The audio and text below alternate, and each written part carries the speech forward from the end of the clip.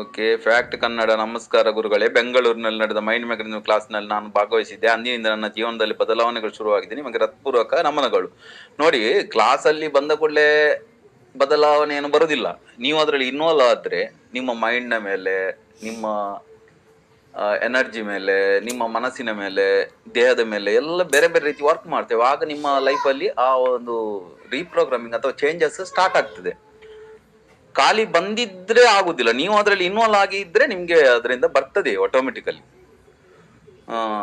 ಹೇಳ್ತಾರಲ್ವಾ, ಇದು ಉಣ್ಣೆ ಕೆಚ್ಚಲೊಳಿದ್ದು ಉಣ್ಣದದು ನೊರೆವಾಲ ಅಂತ. ಈ ಹಸುವಿನ ಕೆಚ್ಚಲಲ್ಲೇ ಇರ್ತದೆ ಅಂತೆ ಉಣ್ಣೆ. ಅದಕ್ಕೆ ಹಾಲು ಕುಡಿಬೇಲಿಕ್ಕೆ ಗೊತ್ತಿಲ್ಲ, ಕೆಚ್ಚಲಲ್ಲಿ ಇದ್ರು ಕೂಡ ಅದು ರಕ್ತವೇ ಇರ್ತಾ ಇರುವುದು.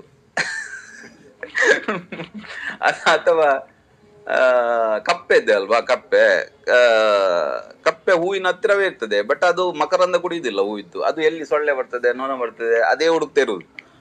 ಸೊ ಅಷ್ಟೇ, ಎಲ್ಲಿ ಹೋಗಿ ಎಲ್ಲಿ ಬಂದ್ರೆ ಕೂಡ ನೀವು ಇನ್ವಾಲ್ವ್ ಆದ್ರೆ ಮಾತ್ರ ನಿಮ್ಗೆ ರಿಸಲ್ಟ್ ಬರ್ತದೆ, ಇಲ್ಲದಿದ್ರೆ ಬರುದಿಲ್ಲ. ಸೊ ನಿಮ್ಗೆ ಏನಾದ್ರು ಬರ್ತಾ ಇದ್ರೆ ಅದು ನಿಮ್ಮಿಂದಾಗಿ ಹೊರತು ನನ್ನಿಂದಾಗಿ ಅಲ್ಲ.